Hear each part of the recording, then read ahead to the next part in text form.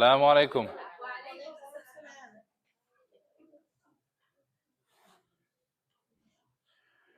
All right, Bismillah, walhamdulillah, wassalatu wassalamu ala Sayyidina Muhammad wa ala alihi wa sahbihi ajma'in. Does anyone remember what the talk is about today? Dictatorship. Yes, dictatorship. So, dictatorship, what we're going to try and talk about today is look at what we can learn from the Quran about dictatorship and see how dictatorships implement their systems of oppression and how we can face that, how we're told or advised in the Quran to face that.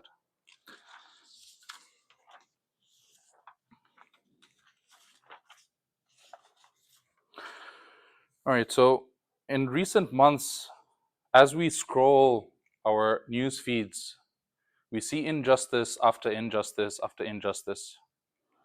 We see crimes, we see genocides, all done in the name of freedom, all done in the name of democracy, all done in the name of self-defense. Naturally, we ask ourselves, how has this become normal? How is everyone okay with this? And when will this end? And so today what we'll do is we'll look at one of the most repeated stories in the Quran, the story of Fir'aun and Musa. And this story is repeated multiple times in different places in the Quran, each time with a different lesson and each time with a different perspective.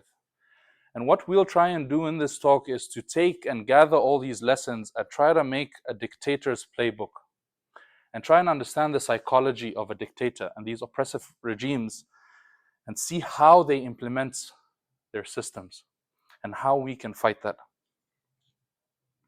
Because throughout history, dictators and oppressive regimes seem to be repeating the same sort of strategy over and over. And we'll see this as we start looking at this and analyzing it. So we'll focus on three main things in this talk. The first thing is, how do dictators implement their system of oppression? The second thing is, once they start seeing opposition, how they fight and battle that opposition. And the third thing is how we are advised in the Quran to face this opposition, face this oppression. Now, phase one, we'll talk about implementing the system of oppression. Now, first question, why do dictators need to oppress people? Why do you guys think dictators need to oppress people? Do you think just because it's fun, they like doing that? Yeah. Yes. They don't do it for fun, by the way. Oppressing people is a very hard task, by the way. It takes a lot of effort. It takes years to implement. So people do this, dictators do this because they want to have full control over the power, over the land, and over the wealth of the people. They want that full control. And the only way you can gain that full control is by oppressing people. Without oppressing people, you will not have full control over resources. You cannot. So people, when they become leaders, very early on, they start realizing, you know what? If I want to have control over this, I have to start oppressing people. I have to start being brutal. You cannot doing by being a kind, leader, and people will let you, oh, take this land, oh, take this wealth, oh, do this. No, they will not. People will oppose, and when you oppose, there will be a brutal oppression that will take place. So always keep in mind that the reason for this is always going to be one thing: control. Okay, control of land and control of wealth. So when we look at the case of Fir'aun, there's one ayah in Surah Al-Qasas, very, very beautiful ayah. And it is in this ayah that Allah tells us all the steps of how one is to implement a system of oppression. All the steps are in this one ayah. What does this ayah say? Inna Fir'auna ala fil ard. Verily, Fir'aun elevated himself in the land. وَجَعَلَ أَهْلَهَا شِيَعًا. And he divided his people into sects. يَسْتَضْعِفُ طَائِفَةً مِّنْهُمْ. And then he targets and oppresses a certain group from these. So first he divides, and then he goes for one of the groups. Okay? يُذَبِّحُ أَبْنَاءَهُمْ وَيَسْتَحْيِي نِسَاءَهُمْ. He would then butcher the newborn sons of a certain group. So these are the 4 steps we're going to discuss. First step, ala fil ard. Inna fir'auna ala fil ard. He elevated himself. So the first step is claim superiority. You have to claim superiority. So what Fir'aun did is he claimed himself to be superior, his family to be superior, and he made this hierarchy of first-class citizens and second-class citizens. Okay? Why do you need to do that as a first step? Why do you need to claim that you are superior and everyone else is inferior? It helps dividing people, yes? What else?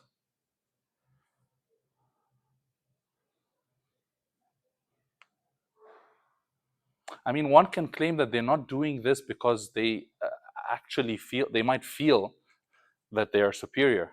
But the goal is not because they feel they're superior, they're doing this. Claiming superiority is one of the steps. If you're going to oppress a people, you need to make them feel inferior. So that when you oppress them, they're okay with that, or somehow okay with that. And we've seen it when people have been colonized for decades and centuries after they feel that they're inferior to the people who are colonizing them, the people who are oppressing them. Not only that, they need to show all other people that they are inferior and they deserve this oppression. And so we will oppress them and no one will talk. Why? Because they're inferior. They deserve this. And you will see this in slavery, you will see this in colonization, you will see this in apartheid. Any system of oppression has used this. And we see this also in our day and age where people will claim superiority based on race. They'll claim superiority based on nationality. They'll claim superiority even based on technology. We are more technologically advanced than you. You are backward. You are a third world country. You are this, you are that. Claiming superiority, that is part of it. That is part of the step of implementing these systems of oppression. So once you've claimed superiority, now it's a fact that you're dealing with, you go on to step 2. وَجَعَلَ أَهْلَهَا شِيَعًا. He divided the people into sects. So when you divide people into factions, it weakens their unity. It makes control of them easier. When you isolate groups in this way, they are unable to collectively resist. They are unable to collectively fight back because everyone's divided. And we see this today. The Muslim Ummah is divided. We're divided based on ethnicity. We're divided based on nationalism. Oh, I am from Pakistan. Oh, I am from Egypt. Oh, I am from Libya. If they can't divide you on that, they'll divide you based on sectarianism. Oh, I am Sunni. Oh, I am Shia. Oh, I am this. If they can't do that, they'll divide you even based on politics. Oh, this Muslim Brotherhood. Oh, is this. Oh, there's Fatah. Oh, Hamas. They'll divide you in some way or another. If they can't even do that, they'll try geographically. And we've seen you even by looking at the map, when you see where Gaza is and where the best West Bank is, that is division, physical division. You're physically dividing the people by land. And you saw this when our lands were colonized. You saw how they went and just cut up the land to divide the people. And it was done in a very intelligent way. It was not a joke. It was not an accident. All right? So the second step is to divide people. Claim superiority and then divide them. The third step is to target a certain group, okay, and then oppress that certain group. يَسْتَضْعِفُ طَائِفَةً مِّنْهُمْ. So which was the group that was oppressed here? Bani Israel, right? Why did Fir'aun oppress them? Why didn't he just finish them off or kick them out? Or why did he have these people there oppressing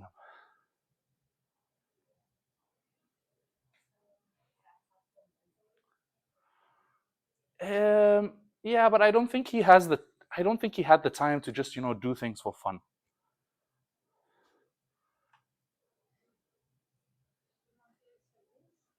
Yes, he wanted to use them for free labor. Again, goes back to it's not, oh, they think they're superior. No, that there's one simple goal: control, wealth. That is it, power. It all goes back to that. So Bani Israel was there as this group that we're going to oppress. Why did the Pharaoh do this? Because he wants to control them for their free labor. That is it. So where do we see this happening nowadays, where this group is targeted? We see it all everywhere, right?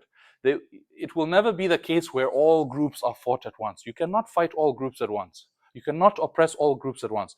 You do not have the manpower. No one has the manpower or resources or money or military capability to oppress all people at once. They have to divide, and then when they divide, they have to then choose, pick on the weakest and then oppress them.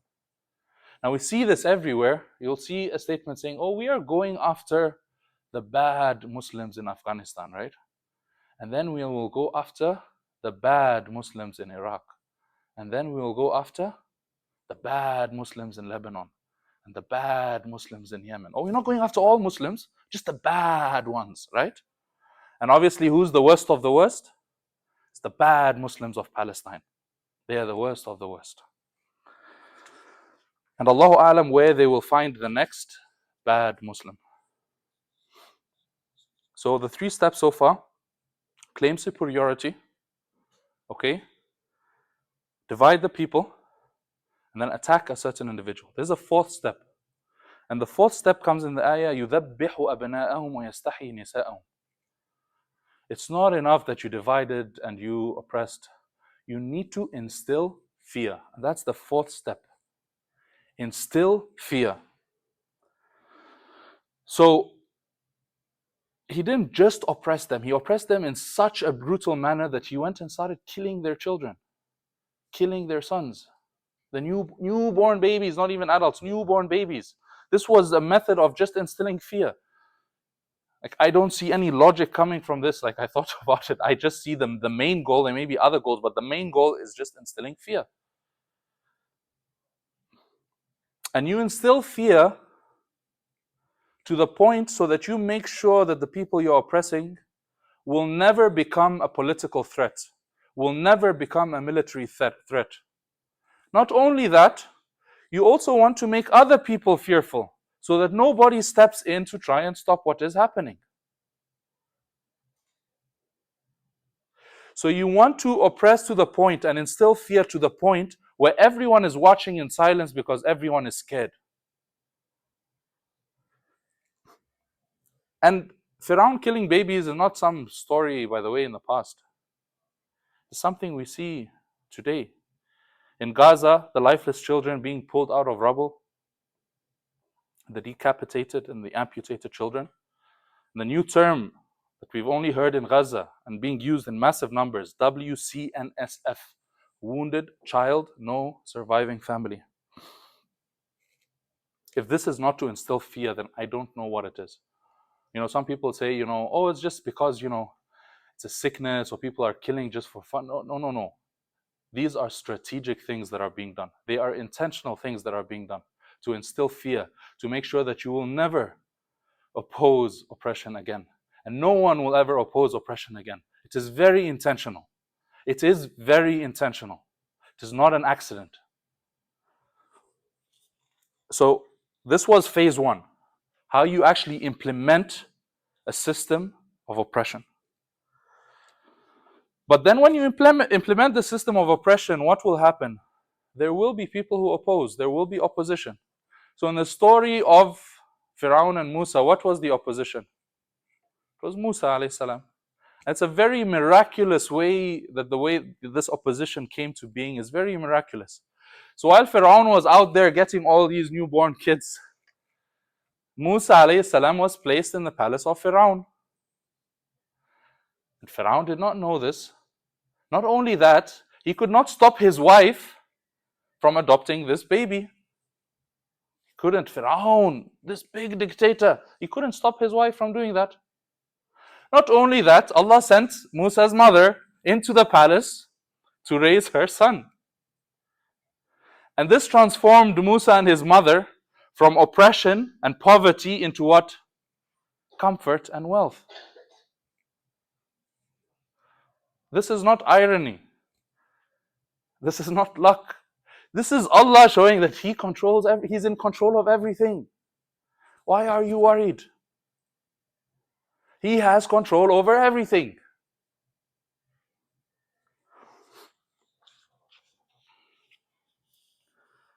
Fast forward a few decades later, and Firaun goes to Musa goes to Firaun, with a message.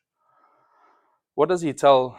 What is he ordered to tell Firaun? فَقُولَ له فقُولَ له قولا لينا لعله يتذكر أو يخشى. So say, O Musa and Harun, say to Pharaoh and speak with him in a light tone, a gentle speech. So maybe he remembers. So maybe he remembers, or maybe he starts fearing Allah. Maybe Pharaoh, there's some soft spot in his heart. Maybe he changes. Okay.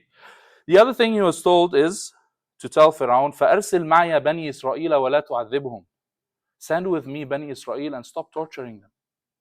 So what did Musa come with? Musa came with a message of peace, not violence. A message of mercy, not vengeance. A message of reform, not revolt. But what did Pharaoh take it as? He took it as a threat. And this is phase 2 now. We'll see what happens now when there's opposition, how you face this opposition. And when you look at history, by the way, whenever there's oppression, there is no peace.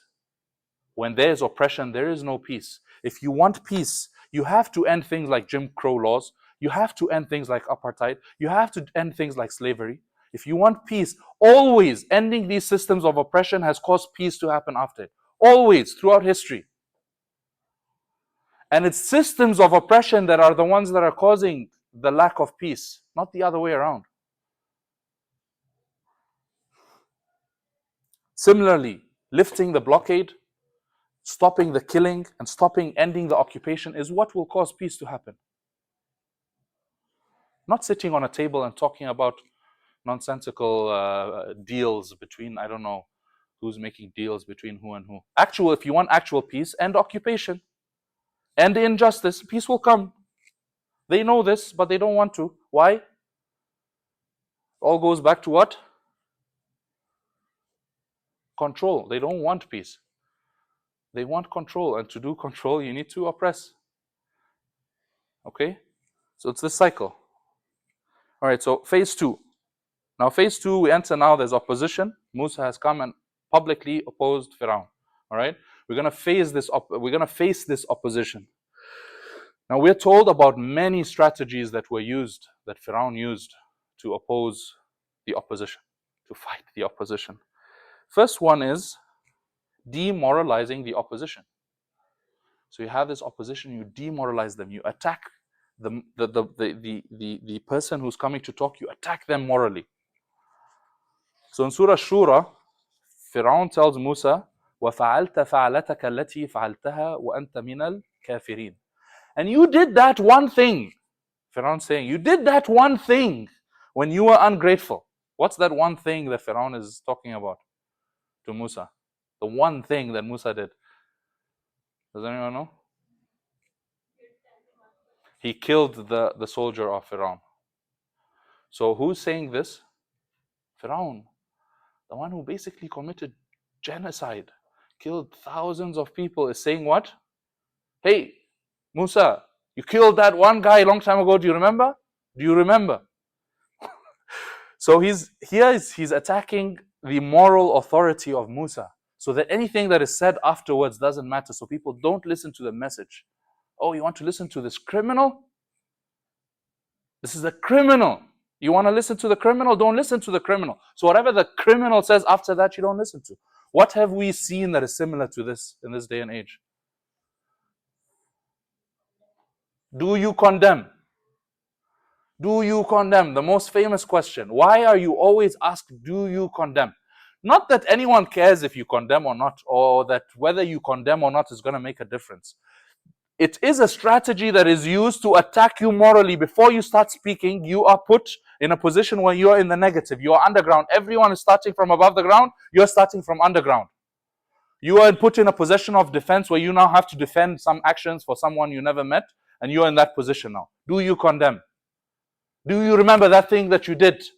Yes, but you guys killed millions of people. You killed thousands of people. You have done this. You have done. Do you condemn or not? Forget about the millions of people who have died. Do you condemn? Before we start talking, you need to answer this question. Do you condemn? You're put in this position where you attack morally. So this is a strategy that has been used and is still being used till now. So you just need to be aware of these things, what they're doing when they ask this question, what they're doing. Second strategy, mockery. So when you're not able to attack the person morally directly, what do? You start mocking the person. So Firaun started mocking Musa. He mocked Musa many times, but one of the ways he started mocking his speech impediment. So Firaun says in Surah Zukhruf, "Am ana khayrun am hadha alladhi huwa mahinu wa la yakadu yubin." Am I better, or this insignificant person who can't even speak? So Musa had a speech impediment. He's making fun of the way he speaks. Okay. The other thing he also made fun is Firaun said in Surah Ghafir, وَقَالَ فِرْعَوْنُ يَا هَامَانُ بْنِ لِي صَرْحًا لَعَلِّي أَبْلُغُ الْأَسْبَابِ. Oh Haman is the engineer of Firaun. He's telling him, oh Haman, build for me this structure so I can go up and see this God of Musa. And I think Musa is a liar. I think he's lying. I don't think he has a God. This is making fun. Okay? Did the mockery work?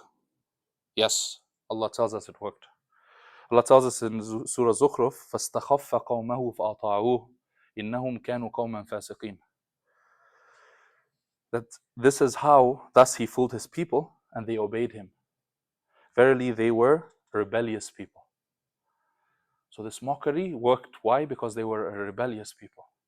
They already were not a good people. So when he mocked, they were like, oh yeah, let's just listen to Firaun. He is the one who has the power. He is the one who has this. He is the one who has that.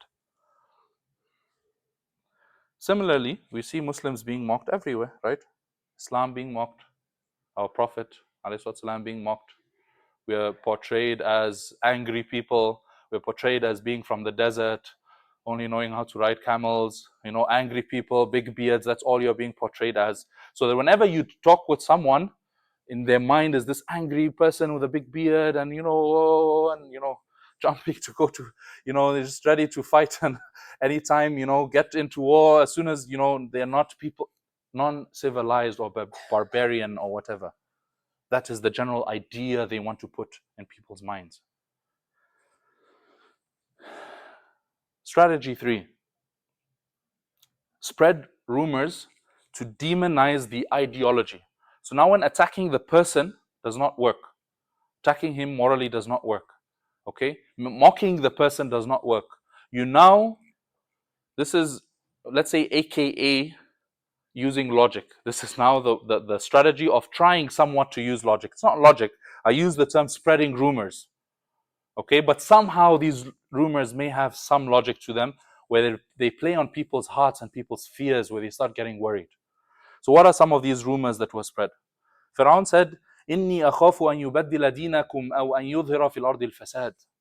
Oh people, I'm scared that Musa changes your religion or spreads corruption in the land.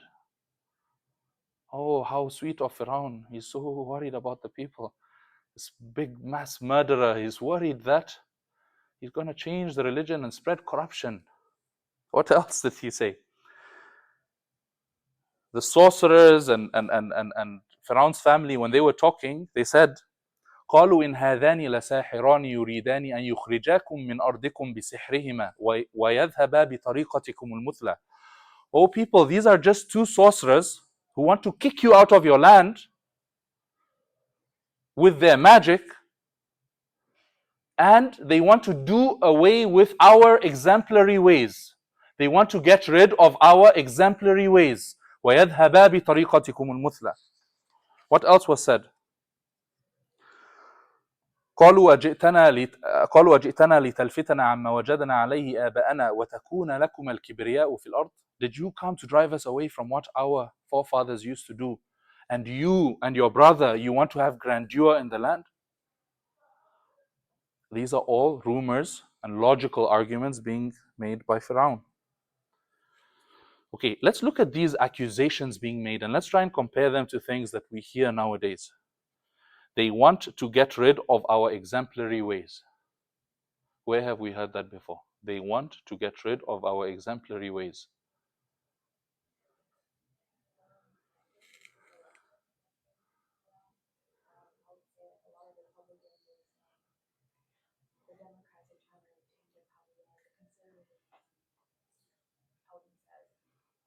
So yes, they use that against, each other politically, yes, but specifically to Muslims.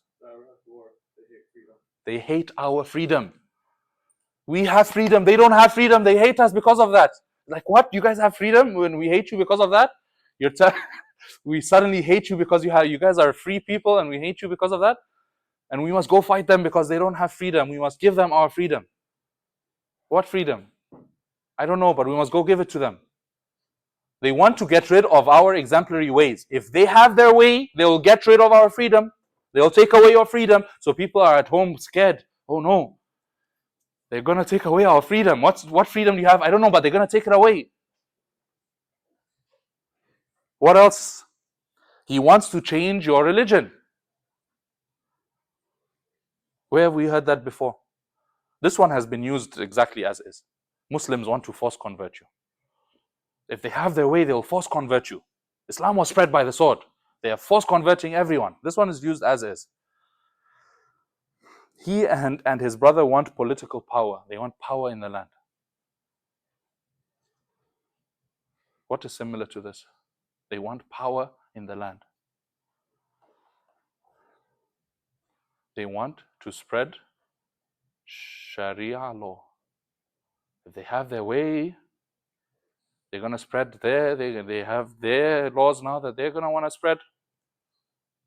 They're going to get rid of our laws and put their laws now. They want the power. And he wants to spread corruption in the land.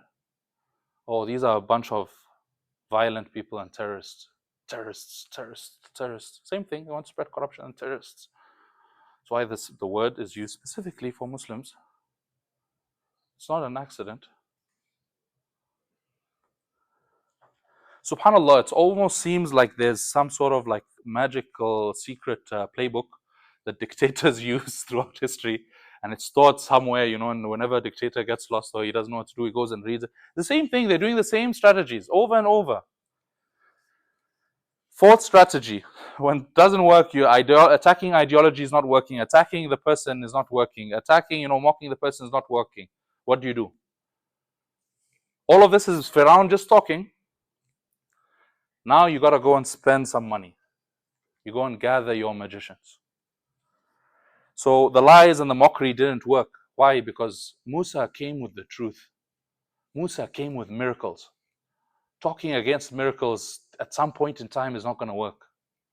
At some point in time, talking against miracles, someone who's like, doing extreme magic or whatever they wanted to call it at the time, it's not going to work now, just the logic or the arguments.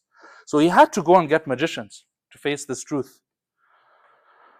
So when you cannot face the truth, what do? You go and start spending money on your magicians. You start spending money on your media.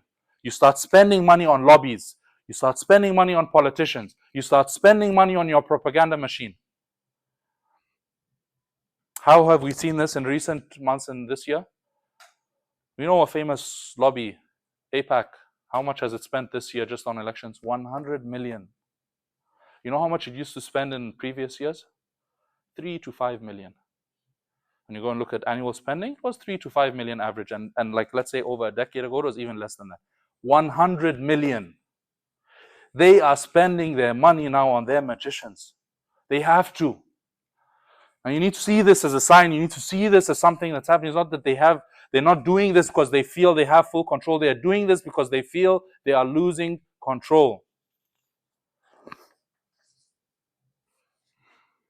Now, as we know, the magicians didn't work, right?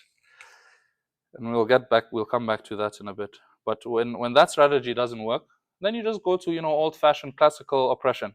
Use violence, right? Strategy 5. So Pharaoh said, لَأَجْعَلَنَّكَ مِنَ الْمَسْجُونِينَ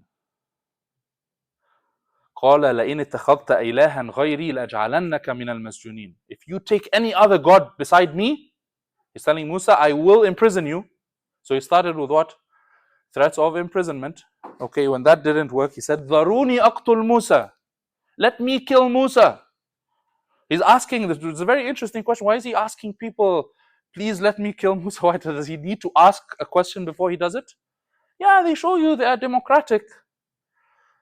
Going to the United Nations to make sure, we look all nice in front of the United Nations, and we're getting, the countries and our allies, and the allies are standing together in, fighting war against terrorism. We found some terrorists over there. We're going to go and fight with them. But we need to, Dharuni aqtul Musa. The intelligent dictator asks for permission, or makes it seem like they're asking for permission. It's a stupid dictator that just jumps in and just starts doing whatever they want.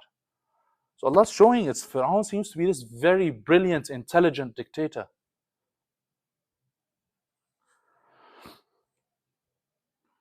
And with Bani Israel, it seems that the oppression continued as well. Because they told Musa in Surah Al-A'raf, قَالُوا أُذِينَ مِن قَبْلِ مَا جِئْتَنَا وَمِن بَعْدِ مَا جِئْتَنَا. We were harmed before you came and after you came. So they used to be harmed before Musa came, and when Musa came, they got harmed again. So basically, Fir'aun was ramping up the oppression. And by the way, even after the scene of the magicians, by the way, most of Bani Israel did not believe in Musa, by the way. Or at least publicly, they did not believe in Musa. Allah tells us, فَمَا آمَنَ لِمُوسَى إِلَّا ذُرِّيَّةٌ مِّن قَوْمِهِ عَلَى خَوْفٍ مِّن فِرْعَوْنَ وَمَلَئِهِمْ أَن يَفْتِنَهُمْ. And nobody believed in Musa except for a few youths from Bani Israel. Who believed in Musa? A few youths from Bani Israel. Why? Because everyone was so scared from Fir'aun and his people. No, the people, had the idea that, Musa was there and all of Bani Israel believed him. No, they were so scared. That was how bad the oppression was. They were so scared to publicly believe, or maybe they didn't believe at all. We are told that they didn't believe at all. We don't know, Allah, if that's like publicly or not, but they didn't believe. That's how bad the oppression was. Strategy 6. Thank you. When all else does not work, you claim absolute authority. How did Fir'aun do that?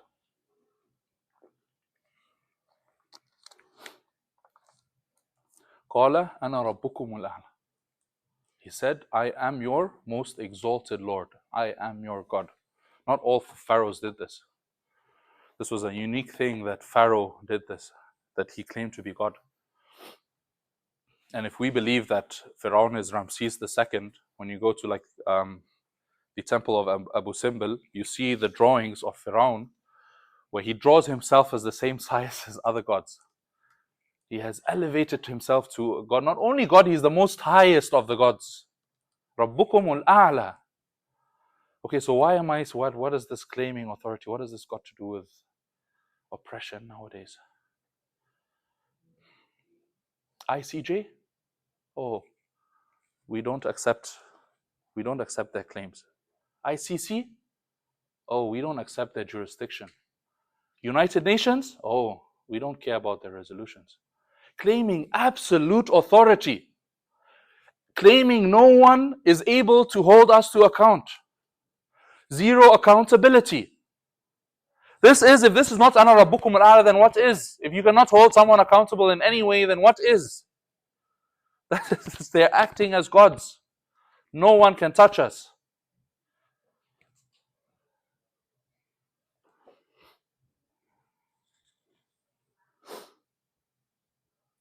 Okay, so we've seen phase 1, how to implement a system of oppression.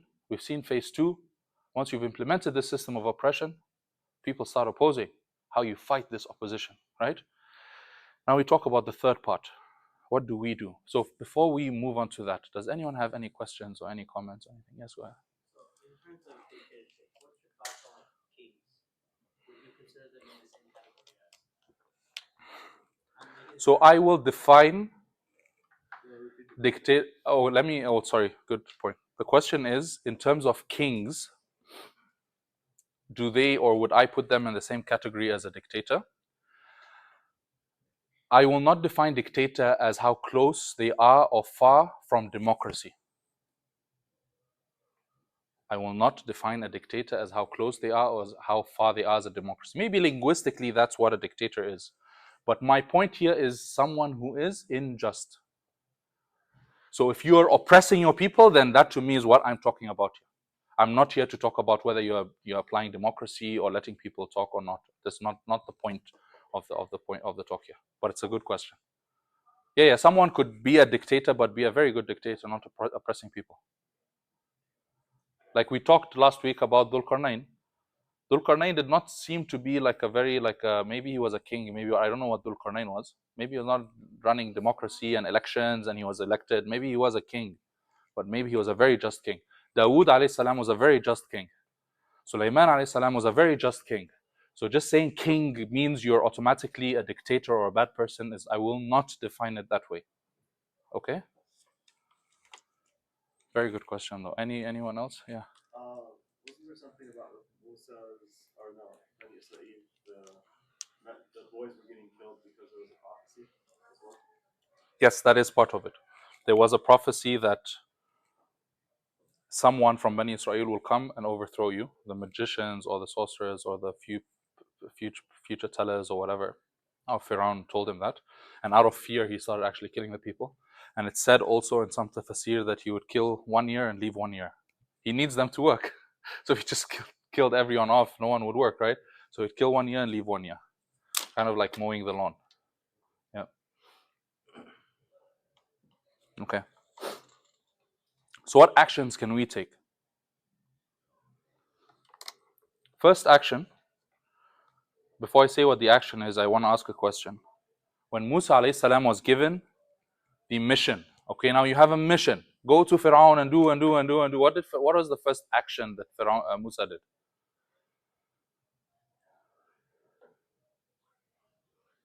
He's given the mission. Now the mission is clear. What is the first mission? What is the first thing that Musa did?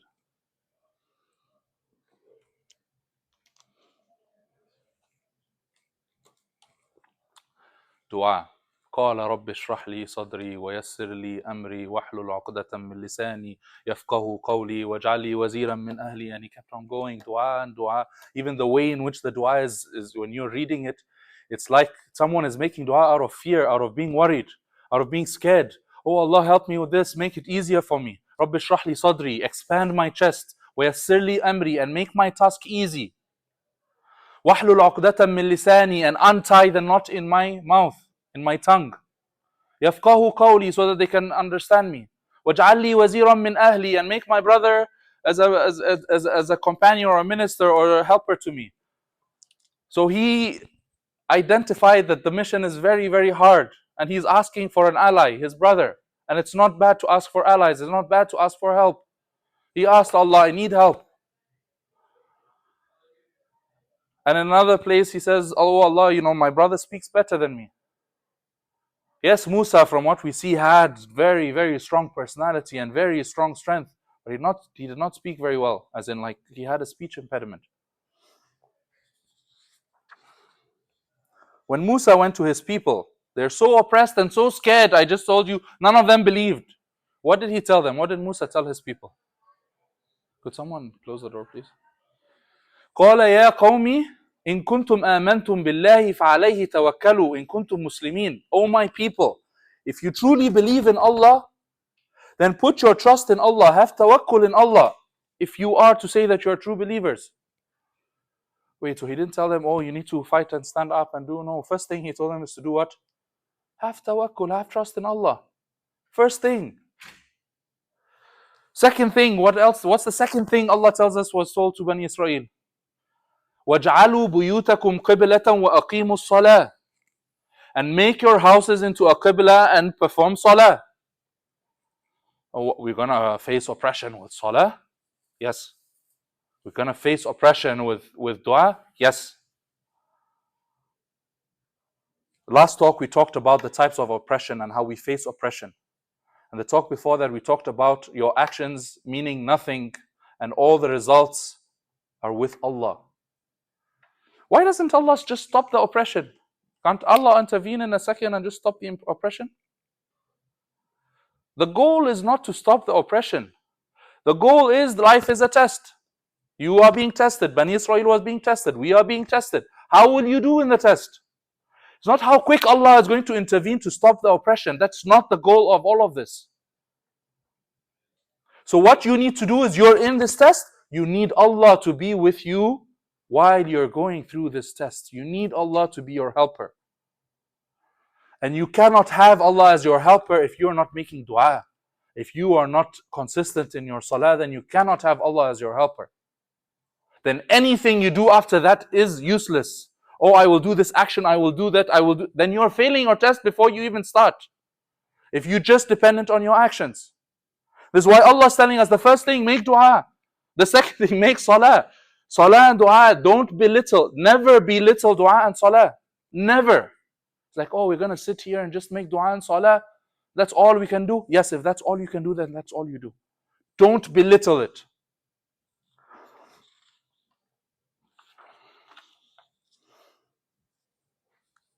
Second thing you can do is work on taqwa, not fearing anyone except Allah. And when doing that, you keep raising your voice. Don't be scared. Face injustice. And don't be scared to face the injustice. And you can't do this unless you've been making the dua and you've been making the salah. If you've been doing that, once the injustice comes, then you'll be able to face it. If you haven't, then you won't be able. You will fail your test before it even starts. So what does Allah tell us about Musa? Did He tell us, oh, Musa was this brave warrior who faced Fir'aun and was, not a coward, and he was, no. SubhanAllah, He tells us he was so scared. فَأَوْجَسَ فِي نَفْسِهِ خِيفَةً مُوسَى. When Musa was standing in front of the magicians, a fear crept inside. He was so scared from inside. Allah did not tell us he stood there as a warrior, facing no, he stood there scared, and Allah is telling us that facing injustice is hard. Facing injustice is scary. It will not be easy. Why was Musa scared? Musa, prophet of Allah. He talked to Allah, he spoke with Allah, he had the miracles with him. Why was he scared? Can someone answer that? When he was standing there at that moment, when the magicians threw their sticks and strings and they all became snakes, he got scared. Why?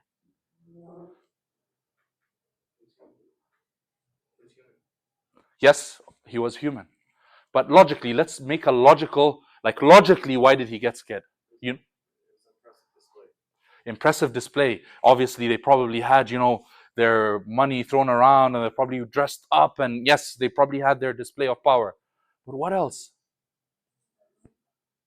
Yes, he was standing there alone. And I guess this is a very powerful one. But what else? The logical thing. If I have the miracle, I know Allah is with me, I shouldn't be scared, but he was. Why? No, because of what they did. It's got to do with what they literally just did. What did they just do? They did what he was about to do. I'm coming with the trick. I have the trick now. I have the stick now, which is going to become a snake. This is the thing Allah gave me. And then he comes, he sees them doing it.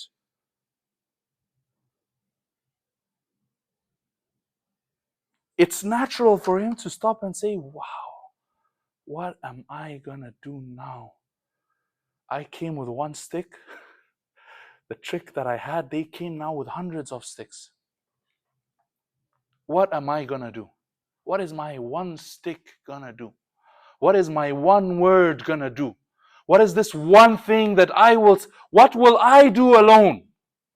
In front of armies, in front of weapons, in front of technology, what will I do? So he was scared, and this is natural. What does Allah tell him?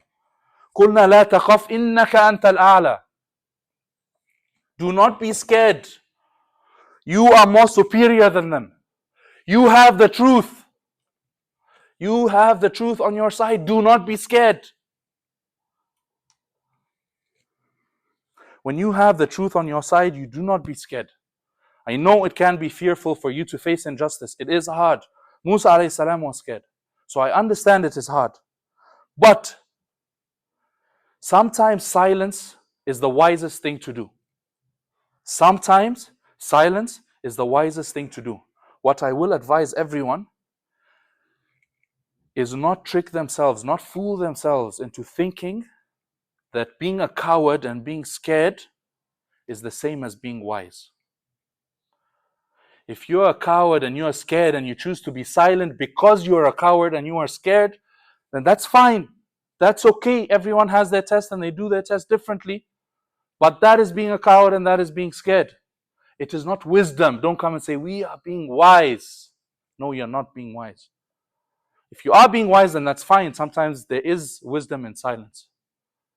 That's fine. But you need to be very intelligent and very intentional about whether you are being wise, whether you're being a coward. Okay? The third thing you can do, trust in Allah's plan. Trust in Allah's plan. What does that mean? So Allah does not change a people until they change themselves. Right? Okay. So change starts with us. You're put in this test and then Allah sees, are you changing? Are you doing? Are you acting? Yes, then Allah's intervention comes. And Allah's intervention is not always so dramatic. It's not always some earthquake or some flood or some hurricane. It's not always like that. Sometimes it's very gradual, as most of the time it is. In the story of Musa, what happened to the magicians? Their propaganda machine, what happened? Not only did it fail, no, it didn't fail, it actually jumped sides. It went on the other side, it stood with the truth. Is this an intervention from Allah or not? Did Bani Israel do anything to affect this? Did Musa do anything to affect this? This is Allah acting. Allah's telling you, throw the stick and don't worry, I will act. You don't worry. Have trust. That's what it means to have trust in Allah. That you will act and you leave the rest to Allah. And we see it now in a lot of the media. Either they're moving towards being more balanced or moving towards even being pro on your side. We see it with Candace Owens, we see it with Tucker Carlson. I'm not supporting anyone, but we see change happening. If this is not change, then I don't know what is. There's also a story in the Quran about Firaun's family member who believed in Musa secretly. Someone not from his people, his family, his household. First of all, his wife believed in Musa, by the way. Okay? But someone else other than the wife believed in Musa. And when Firaun would come and say, Daruni aqtul Musa, let me kill Musa, he would jump in and say, Ataqtuluna rajulan an yaqula Rabbi Allah. Are you guys, in secret, he's believing in Musa, but he's protecting him. You guys want to kill a person who's only saying his God is Allah? He's protecting Musa. And he kept protecting Musa in secret until he went outwardly, making dawah. This is Allah's intervention. Bani Israel did not do anything. Musa did not do anything. This is Allah's intervention. And so, we see people turning away from supporting oppression. We see countries moving like they've never moved before. We see people and countries breathing life into entities like the ICJ and the ICC and the United Nations. This has never happened before. We see countries like Canada, Japan, France, Belgium, Denmark jumping ship, allies jumping ship. If this is not Allah's intervention, then I don't know what is. So what I'm saying is we need to have trust in Allah and see these signs for what they are. And keep doing what you're doing and do not lose hope.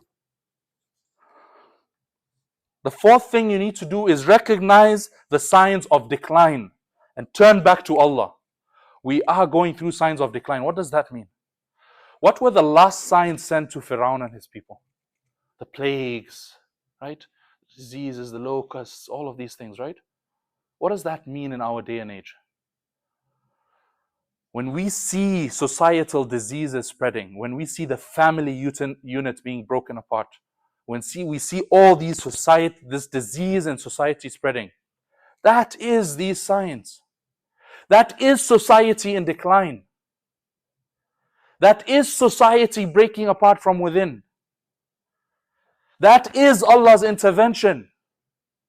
You don't see it, but it is happening.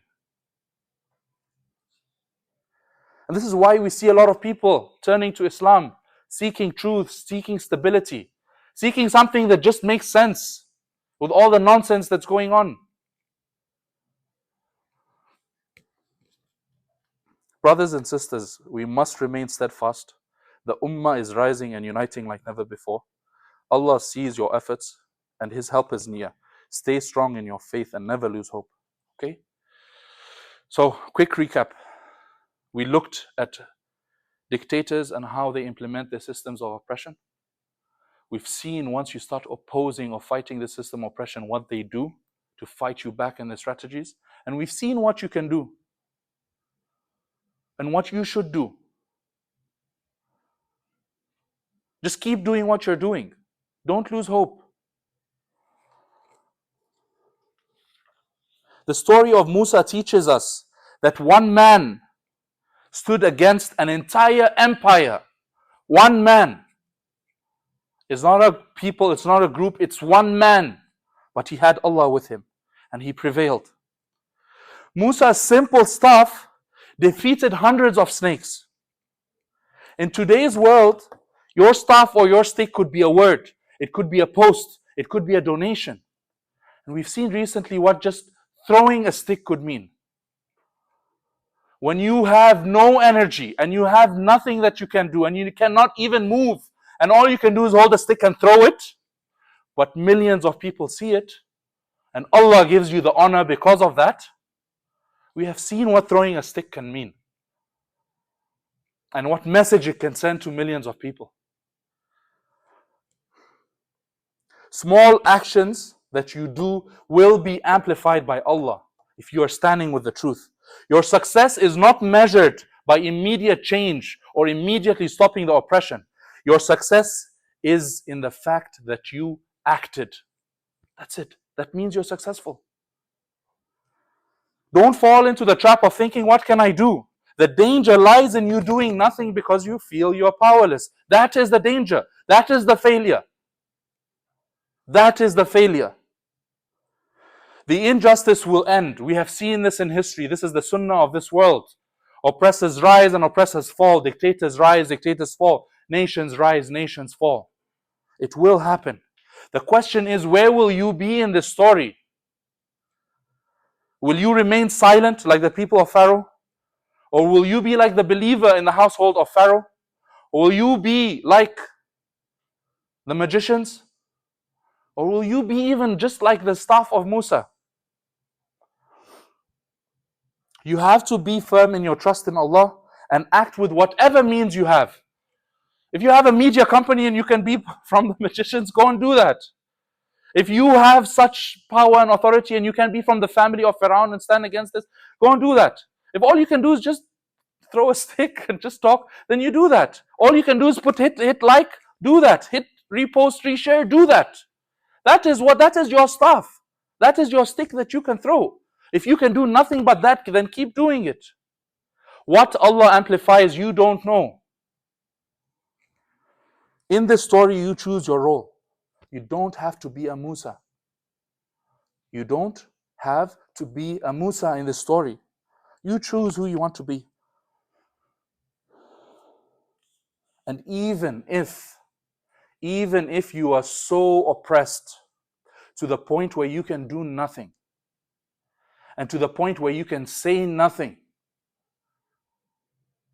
and the most intelligent thing and the smartest thing and the wisest thing is to actually do nothing, then at least don't lose hope inside your heart. At least have trust in Allah. At least make dua. At least be consistent in your prayers. If that's all you can do, then that's all you do. Do not lose hope in doing that. To summarize, the real victory is not in immediately ending injustice, but standing up, speaking out, and trusting in Allah. Your efforts, no matter how small, will be counted by Allah. I end the talk with that. Any questions? Any comments?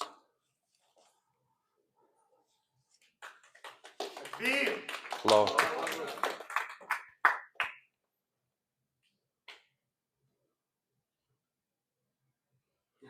No questions? Again, that means I did a bad job. Saleh, anything? What's everyone's thoughts on? Did anyone view? You have a question? Yes, go ahead. Okay.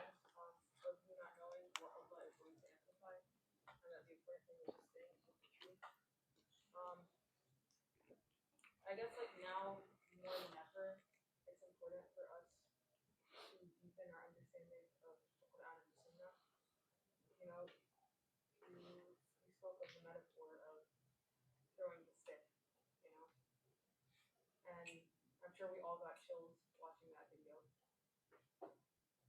I drew the parallel of having his arm cut off. You know, if your arm is cut off and you're still fighting for the sake of Allah. And I was reminded, I was like, what is this person's reward going to be in the Akhirah? And I was reminded of Jaafar ibn Abi Talib, who continued to fight after both of his arms were cut off. So, you know, it's when we revert to that root, that's what keeps us going, because we know what the reward is going to be for somebody that dies in that way, that dies in that manner. You know, from specific instances that are parallel. You know, yeah, I just had that reflection based on what you said. Yeah, subhanallah, yani in the last seconds of death, you don't know that someone's going to see what you're doing. Yet, if you do, Allah sees. And no one else needs to see, by the way. It's enough for Allah to see.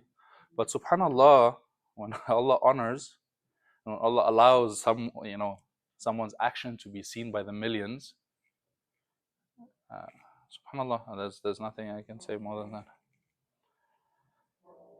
The other thing I wanted to ask, like, there's you'll see repeatedly, I will try and look at a story and draw parallels to this world, draw parallels to the life we're going through. I would like us, when we read Quran, when we read the seerah, when we read these stories, they are not just nice stories. You need to be asking yourself, what can I learn from this story? What is Allah trying to tell me? It is not a story that we tell our kids. I will keep repeating this point. These are not stories that we just tell our kids and, oh, it's a very nice story and fun. No. In each of these stories, in each way the story of Musa is said in the different parts, there is some perspective. I try today to kind of gather all of that. But even looking at each perspective, there is something. Like an interesting thing, like when Musa was throwing the staff in the story of Taha, Allah focused on the fear. When it was mentioned in other places, Allah did not mention the fear. Because there was another perspective that Allah was trying to shine light on. Allah did not say that He was not fearful there, but He did not mention it or did not focus on it. In Surah Yunus, for example. In fact, what Allah says over there is, instead of the in Taha, the magicians come and they're just having this discussion with each other and, telling, each other, we will be the winners, and coming and, making fun of Musa. Do you want to throw, or do you want us to throw? And, just showing off in that manner. In Surah Yunus, it just comes, فَلَمَّا جَاءَ السَّحَرَةُ, when the sorcerers came, قَالَ لَهُمْ مُوسَى أَلْقُوا مَا أَنْتُمْ مُلْقُونَ. Musa told them what? Throw what you're going to throw. Look at the difference in the way Allah speaks here and Allah speaks here about the situation. فَلَمَّا أَلْقَوْا, so when they threw, قَالَ مُوسَى مَا جِئْتُمْ بِهِ السِّحْرُ, what you have come with is just magic. إِنَّ اللَّهَ سَيُبْطِلُ, Allah will be victorious against you. That's it. That was all that's mentioned about the sorcerers. Nothing about they were grand or this, or they didn't even mention that they, prostrated to him or nothing. It's just very insignificant in this side of the story, and it's showing Musa's strength in that perspective. In another perspective, it's focusing on the fear. Now, both are true. So when you read these stories, please reflect in that way. Think about it. What is Allah trying to tell me here? Any other questions, reflections, comments? I guess it's more so to the point of, like, obviously you do what you can do, but I guess you find the balance of, like, commitment. So obviously you make dua, you establish salah, but I guess, like, it's a personal thing, I guess, because you can always feel like you're doing more, I guess. How do you find, like, that contentment with what you're doing and not knowing that you're not settling, I guess? Not being content with what you've done is a good sign. So you should always you should always feel that you're not doing enough. Once you feel you're doing enough, then there's something wrong. So what I would say is, feeling you're not doing enough is natural and it's good. Feeling that you've done enough is unnatural and is bad. And feeling hopeless is bad. Feeling that you can do nothing and therefore I will do nothing is also bad. Very bad. In fact, it just means you fail the test from the get-go.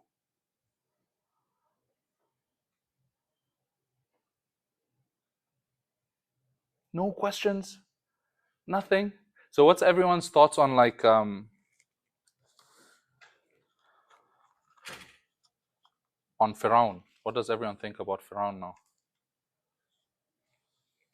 When he was portrayed in this way, when his actions and statements were kind of all put into this one figure. I have a question about like when you're making dua, specifically when you have like some sort of dictator or someone who's doing the oppression. We all are having sabr by like just making dua like, oh Allah, like ease that, give the people who are being oppressed sabr, or like maybe fix that oppressor or something like that, right? But what would you say on terms of like how much sabr can we have to the point where you start having feelings like, I'm sure a lot of us think like, oh, like just kill that person who's oppressing, or just do something, just do some sort of harm, or like, like in sabr sometimes you can't handle. I don't know how to say it, but it's kind of like you just have that sort of anger that you can't have sabr. It's kind of No, so we are told as Muslims, وَجَزَاءُ سَيِّئَةٍ سَيِّئَةٌ مِثْلُهَا. The response to something that is done bad to you is to do something bad back, but you should not transgress. So being angry does not give you the right to wrong someone or to become unjust yourself. And you see injustice happening to you, so you now go and do injustice to other people. Never. Islam does never tells you to go and be unjust to other people. So your question on sabr, okay? The sabr should be there to the point that when you have the power to now seek justice, right? You need to do it in a way that is Islamic and a way that is just as well. Not to have your anger blind you. We see this, by the way. We see this. People who are oppressed become the oppressors. How? It's the anger that you're talking about, by the way. It is this anger. And don't think it can happen. We're all humans. So you can move from being an oppressed, going through a system, let's say, of slavery, or going through whatever system, a few decades later, you're an oppressor. Now, the question of dua, when you're making dua for people who are oppressed, you're over here, they're over there, you can do nothing. If you can help, you help. But you can do nothing except dua, okay? I want us to change our intention and change the way that we do dua. Do not make dua because you feel that they need you to make dua. They don't need you to make dua. They're going through their own test. Do not make dua for people out of pity, is what I'm trying to say more specifically. Do not feel pity for them. Oh, look, they're, poor this. Feel bad for them, yes, and feel upset with what is going on, but you're not doing it out of pity. Trust me, wallahi, they're passing their test way better than we are. They are passing their test way better than we are. They are doing so much more and they are passing with flying colors. If all we can do is dua and we are failing at that, then you need to prepare your answer for Allah. When you're put in front of Allah and Allah's like, okay, I understand the situation. All you could do is dua. It's understandable. All you could do is dua, and you're like, all I could do is dua. And then you failed even at that. What is the answer going to be to Allah? That you need to prepare. So if the very least is what we can do is dua, don't feel bad. That is your test. That is what Allah has put on you. At least pass that test. At least make dua well. At least make dua good. At least make your prayers good. Don't lose hope and fail from the get-go. Maybe Allah gives you some more power or authority and you're able to talk. You now work in some news outlet or you work in something. Maybe you start having money and you can give donations. Maybe you start having some political power and you can influence things. Maybe. But if all you can do is dua and you're failing at that, then there's something wrong. So you're doing dua for you, not for them. For you. Because this is maybe the only thing that will make you pass on the day of judgment. When you ask, what did you do? Oh, I made dua. Okay, you made dua. That's all I could do? Yeah, okay, that's all I could do. Okay. You passed. Because that's all you could do.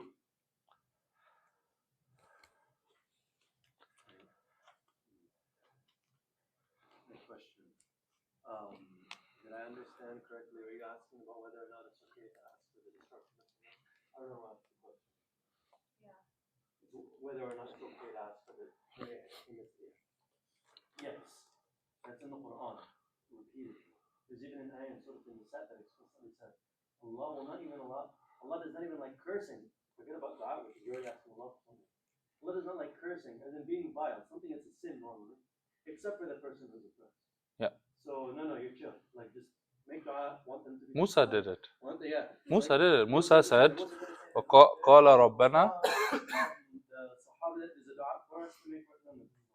Yeah. So Musa said he prayed on Firaun and his people, by the way. And Noah. So قال ربي إنك آتيت فرعون وملأه زينة وأموالا في الحياة الدنيا ربنا ليضلوا عن سبيلك ربنا اطمس على أموالهم واشدد على قلوبهم فلا يؤمنوا حتى يروا العذاب الأليم. Oh Allah, you've given Firaun and his people wealth and money and the beauties of this world, so that they may be led astray, or this is causing them to lead astray. So Allah, please, this is the dua now. Hold firm onto their wealth, like make their, like unbless their wealth or whatever. Itmis ala amwalihim washdud ala qulubihim, make their hearts strong and hard, so that they do not believe until they see the punishment. He's making dua on Firaun and his people. Don't make them believers. It reached after a point of oppression. It's like, oh Allah, I do not want them to believe. I want them to be punished. From he started, فَقُولَ لَهُ قَوْلًا لَيِّنًا, say, speak gently so that maybe he may have some taqwa, or maybe he can remember, to Musa outwardly just praying against Firaun and his people. Yeah. So in today's time, especially in the USA, it feels like people are not choosing between truth and the oppressor. They're choosing between two or more oppressors.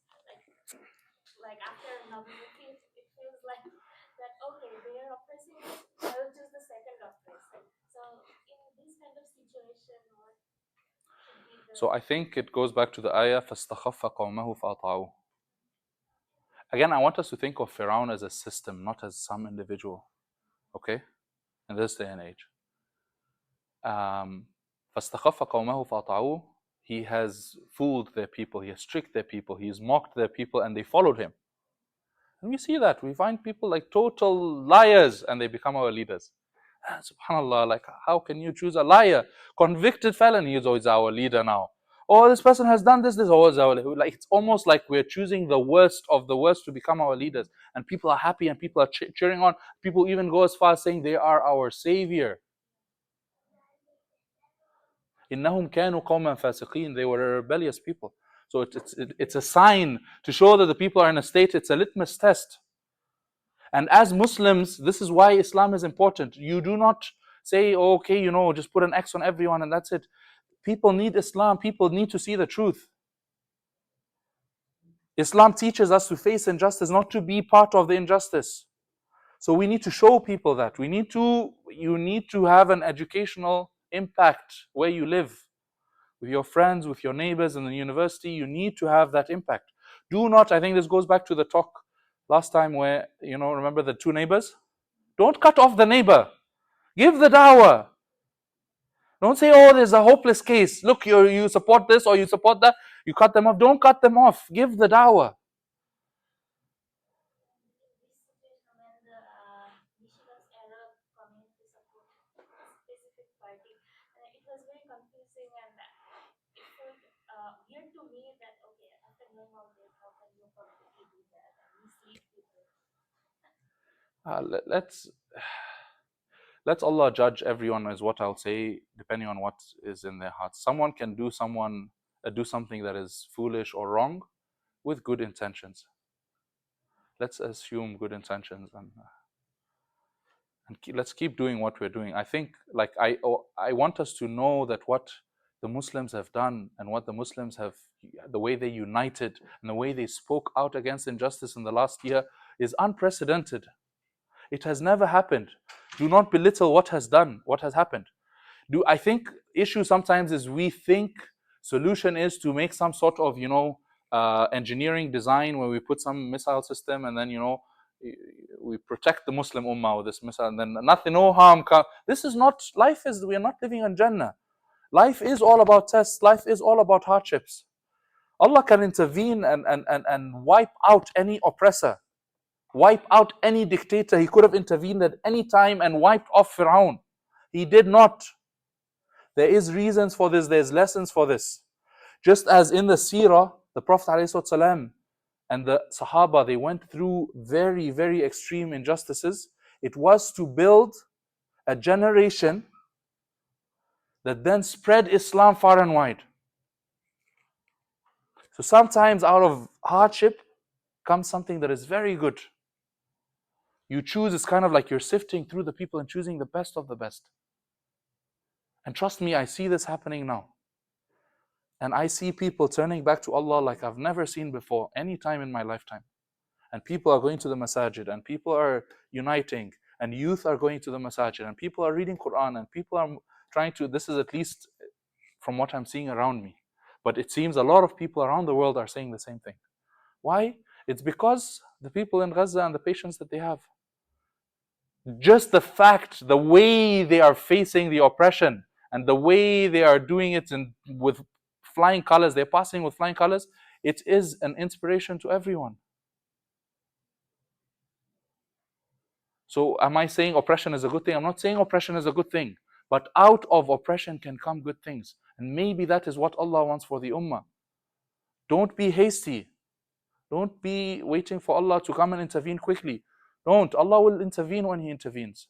You are going through your test. Just make sure you're doing it well. Let the people of Gaza do their test. They are doing it well, alhamdulillah. Just make sure you are doing your test well. You're doing it well with your family, with your friends, with your neighbors. That's what you will be asked about. You will not be asked, oh, why did you not go? You can't go and do anything. What are you going to go and do? I don't know, maybe some people, I'm telling you, most people cannot do nothing. So if you cannot do nothing, at least pass your test well. Don't worry about other people's tests. Make dua for them. They're going through their test. You pass your test. Don't fail your test and say, oh, I was so depressed because they were so bad. I saw the kids. It's so bad. So I didn't pray all day today. It was so bad. I'm feeling depressed. Then you fail your test. No. A sister had a question behind that.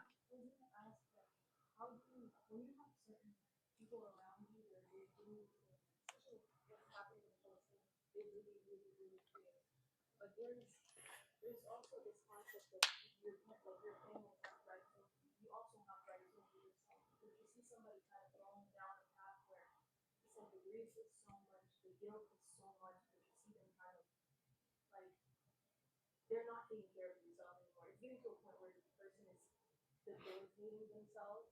And there's also this sense of taking care of yourself as well. I'm not telling you don't go to a protest. I'm not telling you don't stand up for it. I'm not telling you this, I'm telling you take a step back and take care of yourself and go back.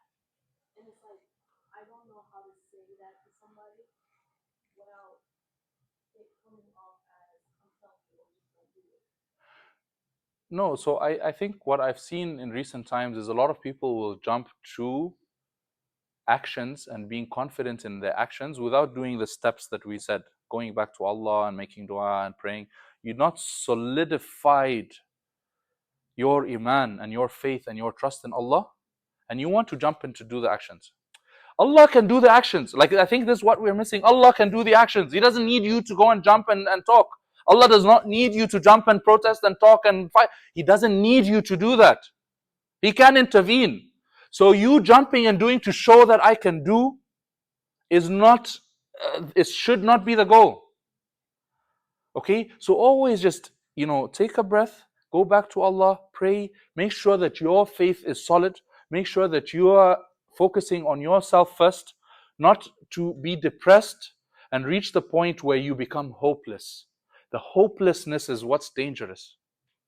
The hopelessness means that you don't have trust in Allah. If you have trust in Allah, you can't be hopeless. إِنَّهُ لَا يَيَأْسُ مِنْ رَحْمَةِ اللَّهِ إِلَّا الْقَوْمُ الْكَافِرِينَ. There's only the disbelievers are the people who lose hope in Allah's mercy. So losing that hope means there's something that is not right in your foundations of Iman. So go back and work on the foundations. And then go do whatever. I'm not saying just make dua and sit there. That's not my point. But I'm saying make dua and pray, plus anything else you're going to do. Then Allah will bless any action you've done. And you have, by the way, passed before doing anything. You have passed before doing anything. Oh Allah, okay, my intention, I'm going to do something. Let's make dua, let's pray. Make sure that's solid. Okay, let's start doing something. I've passed. You've passed right there. Done.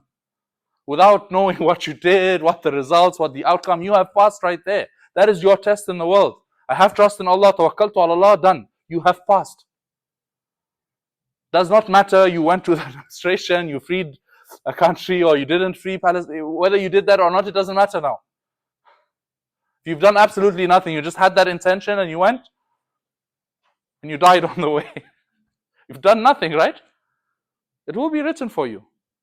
So just know that that is what I'm trying to say. You need to have that plus anything else. Anything else without the plus, dua and prayer is nothing. It's useless because Allah does not need it from you.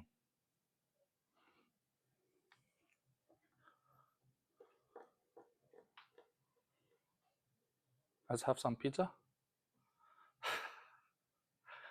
All right.